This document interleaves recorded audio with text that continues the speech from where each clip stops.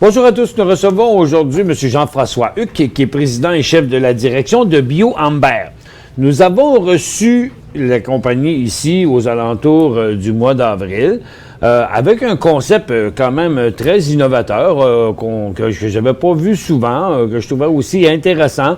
Ben, il s'est passé des choses sur le titre avec les actions et beaucoup de choses dans la compagnie parce que ça a progressé beaucoup. Monsieur Huc, bonjour. Bonjour, Michel. Bon, vous avez fait des belles promesses quand vous êtes venu, mais je pense que vous les avez tenues aussi. Ça va bien de votre côté. Vous avez fait un financement. Vous avez émis 15 % de plus d'actions. Oui. Donc, le titre a chuté cette journée-là de 15 %. C'est ce qu'on voit dans la dernière chute du prix ici. Mais juste avant ça, là, c'était ici des annonces de contrats pour une valeur d'environ 10 milliards, je pense. Hein? C'est exactement ça. Qui avait fait remonter votre titre aux alentours de 15 $. Bon, il y a peut-être des gens qui n'ont pas vu la première entrevue. Expliquez-nous en gros qu'est-ce que vous faites. Je me souviens que vous prenez les résidus des compagnies dans lesquelles il reste des sucres, je pense, ou je sais pas trop quoi, que vous en faites de l'énergie de ces affaires-là. Et à nous, qui on vous fait pas de l'énergie, mais on fait des produits chimiques. Donc, tout ce qu'on fait, c'est qu'on prend des résidus d'agriculture, donc des sucres. On peut utiliser différents sucres de différentes sources et on les convertit avec de la biotech industrielle, donc de la biochimie. On les convertit en produits chimiques qui sont utilisés tous les jours. Donc, nous, on produit exactement les mêmes produits chimiques que l'industrie de la pétrochimie, sauf qu'au lieu de partir du pétrole, nous, on part des sucres. Puis on aboutit avec... Qui ressemble à la même chose, parce que des sucres, ça dégage des produits pétroliers aussi. Ben alors, oui, sur des dizaines de millions d'années, oui, mais nous, on fait ça un peu plus rapidement. On fait ça en quelques jours et on convertit les sucres. On a des micro-organismes, dont des levures, qui vont manger les sucres, vont cracher des acides, des produits chimiques que nous, on produit. Puis on les récupère, puis on les vend à l'industrie de la chimie. Donc, ils sont utilisés pour fabriquer des plastiques, des polymères, des polyuréthanes, du spandex, des produits pour l'alimentaire, pour le cosmétique. Donc, vraiment une très grande répartition je dirais, d'applications pour ces produits-là. Donc, au lieu de prendre des carburants fossiles, vous prenez des résidus qu'on veut se débarrasser déjà dans le fond. C'est ça. À vrai dire, aujourd'hui, tout ce qu'on touche, tout ce qui est produit à partir de produits chimiques, vient justement du pétrole. Donc, il y a environ 8 % du baril de pétrole qui s'en va pas à l'essence et puis au carburant, mais plutôt aux produits chimiques. Mm-hmm. Donc, nous, on se substitue à ce 8 %. Ça fait du renouvelable, donc c'est beaucoup plus durable en termes d'approche. Et puis, on bénéficie le fait d'avoir une grande variété d'agriculture en Amérique du Nord qui nous permet d'avoir la matière première à bon prix et de l'avoir très facilement. Donc, je pense que vous avez développé votre méthode en Europe. Votre laboratoire, votre usine pilote est en Europe. Notre usine de démonstration est en Europe. C'est une grande, donc on produit à très grosse échelle, mais ça fait plus de 4 ans qu'on fait tourner cette usine en France avec un partenaire qui s'appelle Agro-Recherche et Développement. Donc, c'est un consortium d'agriculteurs français qui, eux, ont monté l'usine et puis on a travaillé ça avec eux en JV dans un premier temps que nous avons racheté par la suite. La technologie à la base a été développée par le US Department of Energy et nous, on a fait la mise à l'échelle en Europe, mais après du travail en laboratoire ici en Amérique du Nord. Puis nous, on a des labos de recherche aujourd'hui qui sont situés à Minneapolis, à proximité d'un partenaire très important qui est Cargill. OK. Puis là, vous avez une usine en construction ou on a une usine à Sarnia, je pense, dans le sud de l'Ontario. Exactement. Donc, on est en train de construire une usine à Sarnia. Cette usine est complètement financée. Cette usine avance très bien. Donc, elle tient toujours son budget de 125 millions de dollars US. Elle tient toujours son échéancier d'être en mise en route début 2015.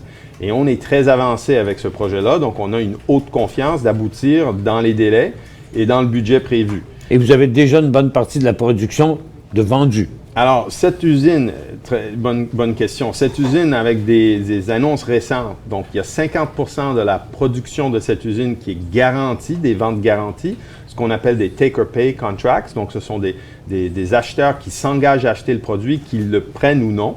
Donc, ça, c'est sur des ventes et du cash flow garanti. L'autre moitié de l'usine, donc qui fait au total 30 000 tonnes par an. Donc, les autres 15 000 tonnes, on a signé des contrats pour plus de 40 000 tonnes de produits. Donc, je dirais qu'aujourd'hui, la demande est presque 3 fois plus de 2 fois de la capacité de cette usine. Donc, cette usine est vendue même avant d'être mise en route. C'est un beau problème. C'est un beau problème à avoir. C'est pour Donc, ça qu'on est-ce que vous passez déjà à de l'expansion avant même d'avoir ouvert les portes? On pense déjà, on regarde déjà le site pour la deuxième usine. Et nous, récemment, on a annoncé un contrat qui est finalement pour la grosse partie de la production de 3 usines. Donc, non seulement cette première, mais 88 d'une deuxième usine et 75 d'une troisième usine a été prévendu. C'est le fameux contrat de 10 milliards de dollars de vente dont vous avez fait référence en début d'entretien. Et ça nous donne une très, très bonne visibilité sur le plus long terme. Donc, avec ces 3 usines-là, on sera capable de franchir presque le milliard de dollars par an en revenus et de générer un EBITDA de plus de 40 de marge. Donc, on est très bien positionné. On a une carte, on a une vision très claire vers la croissance.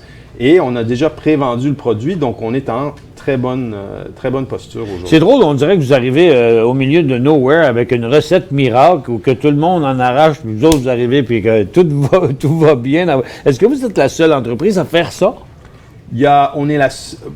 On a des concurrents pour les acides organiques, donc les produits chimiques que nous produisons. Nous avons 2 gros concurrents. Un, c'est BASF, qui est la plus grosse compagnie chimique au monde, donc plus de 100 milliards de chiffre d'affaires tous les ans, et DSM, qui est également une entreprise néerlandaise, mais qui est très, très implantée dans la chimie, qui doit faire dans les 14-15 milliards de chiffre d'affaires par an. Donc, nous avons face à nous des très gros concurrents, mais cela est une indication claire de la taille de ces marchés et du potentiel de ces marchés. Ils travaillent sur des technologies différentes, mais qui aboutissent au même résultat. Nous, on est confiants qu'on a une technologie qui produit au moindre coût, donc on a un avantage en termes de prix de revient. On a un avantage en termes de, ça fait plus de 4 ans et demi qu'on travaille, donc on a une longueur d'avance, on a environ 4 ans d'avance, mais c'est sûr et certain que ce marché est en forte croissance. Différentes études anticipent que le Compounded Annual Growth Rate sera de l'ordre de 30 pendant les 10 prochaines années. On ne va pas avoir 100% de ce marché parce qu'avec des gros concurrents comme ça, c'est sûr et certain qu'ils vont s'implanter également, mais on pense pouvoir faire notre place. Et même avec un petit pourcentage de ce marché en croissance, nous, on a une visibilité très claire sur le milliard de dollars de chiffre d'affaires d'ici 2022. Les financements que vous avez faits dernièrement de 15 de nouvelles actions, est-ce que ça finance quelle portion des projets à venir? L'usine, la présente usine ou d'autres usines en avant? Alors, ce que cette levée de fonds nous a permis de faire, c'est de vraiment renforcer le bilan. Nous, on est une compagnie qui est en train de mettre en marche une première usine. Il y a beaucoup d'incertitudes dans les marchés. On ne sait pas si les marchés, ça va durer encore 3 mois, 6 mois, 1 an. On lit les journaux, tout le monde se pose des questions. Avec les récentes annonces, on a été approché par beaucoup d'investisseurs qui nous ont dit on aimerait vraiment, s'il y avait une opportunité, on aimerait investir dans votre compagnie. Si vous avez l'opportunité de faire un financement de façon opportuniste, ça serait pas mal de le faire. Donc, nous, on a étudié tout ça. On avait mis en place ce qu'il fallait pour pouvoir réagir vite. Si les conditions de marché se donnaient positives. Et puis, ce qu'on a vu, c'est qu'avec cette annonce, la demande et puis les marchés en général qui se portent très bien en ce moment, on a décidé de faire cette levée, je dirais, opportuniste. On a renforcé le bilan, mais aujourd'hui, on n'a pas les moyens pour lever, pour bâtir toutes ces 3 usines futures. Par contre, ce qu'il faut garder en tête, c'est qu'avec la capacité ou la production qui est prévendue, il s'ouvre à nous beaucoup de possibilités de faire du financement de projets. Il y a beaucoup je dirais, de banques et de prestataires spécialisés dans le domaine du project financing. Puis nous, on anticipe que le gros de nos besoins en termes de finances pourront être sécurisés de cette façon. C'est-à-dire, on prend de la dette au niveau de l'usine et non pas au niveau de la structure mère, la compagnie. En fait, pour vous, l'idéal serait de mettre la nouvelle usine en marche, d'aller chercher ces revenus-là pour essayer peut-être de faire de l'expansion à partir sans avoir trop faire de dilution, parce que j'ai des commentaires ici qui viennent des auditeurs. Il y a Robert qui dit « Décevant votre vente à 12 $, c'est parce que le financement, vous l'avez fait à 12 $? Oui, on était à 14 $. On a fait une décote d'environ 15 % qui était la dilution. Puis on a fait le pricing à 12 $. Ben, c'est parce que les investisseurs ne le savent pas. Eux autres. Quand ils l'ont vu décoller à 12, ils ont dit OK, bravo, les gens sont contents. 3, 4, 5 jours après, ça vaut 15 $. Ça n'en reviennent pas du rendement qu'ils font là-dedans. Oups, l'autre journée, paf, il y a des actions à vendre à 12 $. Fait qu'ils reviennent à 12. Puis là, c'est ça que notre auditeur qui est déçu. Mais au moins, le titre reste à 12. Il semble avoir un très, très bon support. Mais l'avenir est quand même semble beau. Oui, l'avenir est super. Et dans un avenir très proche, l'usine va se mettre en marche. Donc, il ne faut pas oublier que c'est vrai que pour les auditeurs là, qui ont vu la baisse la semaine dernière, c'est peut-être un peu décevant à court terme. Mais aujourd'hui, en tant que compagnie, on est mieux financé, on a un bilan plus robuste qu'on l'était la semaine dernière. Donc, si vous lisez les rapports d'analystes, il y a plusieurs analystes qui ont sorti des rapports la semaine dernière en disant, avec cette levée de fonds, la compagnie est encore plus dérisquée. Donc, on voit une appréciation plus importante. Donc, nous, on a déjà plusieurs analystes qui ont annoncé la semaine dernière des target price de 20 $ en augmentant de là où ils étaient auparavant. Donc, nous, on estime que tout ça, ça fait partie d'un renforcement qui nous positionne pour une très belle croissance sur les 2 prochaines années. Alain demande une autre question aussi, mais c'est la même que j'ai posée tantôt. Je lui ai demandé si vous étiez la seule compagnie. Vous m'avez dit que vous avez quand même des très gros compétiteurs là-dedans, ce qui démontre la grosseur du marché. Mais dans les entreprises du genre de la vôtre, là, qui s'attaquent à ce gros marché-là, est-ce qu'il y en a d'autres? Alors, c'est sûr qu'il y a énormément de produits chimiques. Il y a d'autres compagnies cotées en bourse américaine, surtout le Nasdaq, qui font la conversion de sucre ou de d'autres matières premières pour aboutir sur des produits chimiques. Mais ce ne sont pas les mêmes que nous. Donc, ce sont plutôt des pairs et non pas des concurrents. Par contre, il y a quelques compagnies qui sont spécialisées dans le domaine un peu comme nous, qui se sont même introduites en bourse avant nous. La grande différence entre nous et ces compagnies-là, c'est que nous, quand on s'est introduit en bourse, on travaillait déjà à grande échelle. On avait dérisqué la technologie, si je puis dire. Ces autres compagnies sont allées en bourse avant d'avoir dérisqué la technologie. Donc, eux, ils ont eu par la suite des problèmes de mise à l'échelle et leur titre ou leur action a souffert en conséquence. Mm-hmm. Est-ce que vous avez des brevets particuliers pour votre technologie, vous? On a un grand portefeuille de brevets. On a nos propres brevets. On a également des brevets qu'on a pris sous licence. Nous, on a rassemblé des éléments de technologie. Donc, on a une plateforme de technologie bâtie sur nos brevets, mais on a renforcé avec de la technologie qui vient de Cargill, de la technologie qui vient de DuPont, avec du savoir-faire qui vient de Evonik, une des très grosses compagnies chimiques en Europe. Donc, nous, on a pu renforcer notre plateforme et c'est ce qui nous donne aujourd'hui une grande certitude que non seulement on a le prix de revient le plus bas et qui est beaucoup plus bas que la pétrochimie, mais on a également un portefeuille ou une technologie qui est très robuste et qui n'a pas de faille en termes de... Les concurrents ne pourront pas de reproduire ce que nous on fait et on ne sera pas nui par des brevets de concurrents qui pourraient nous bloquer.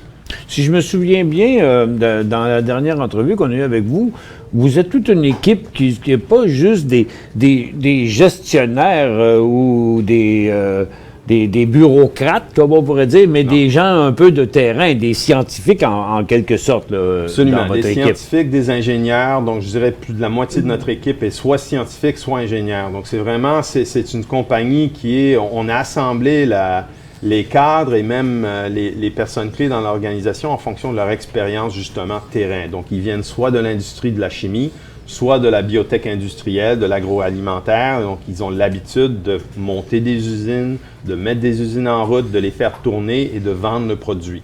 Donc, c'est ce qui fait aujourd'hui qu'on se démarque vraiment en termes de l'exécution, parce qu'on a quand même réalisé des belles choses. Et puis, il ne faut pas oublier aussi que depuis 3 mois, malgré le fait d'avoir une usine qui était financée, on a réussi, depuis que la dernière fois qu'on s'est vu, à lever un autre 27 millions de dollars, justement pour cette usine en fonds non dilutifs. Donc oui, on a levé 30 millions de dollars sur les marchés financiers, mais on a également sécurisé depuis le mois de février 37 millions de dollars, 10 millions en dette sans intérêt, 20 millions avec un prêt commercial et 7 millions de dons du gouvernement. Donc, nos actionnaires bénéficient aussi de cette rentrée de fonds qui ne dilue absolument pas nos actionnaires.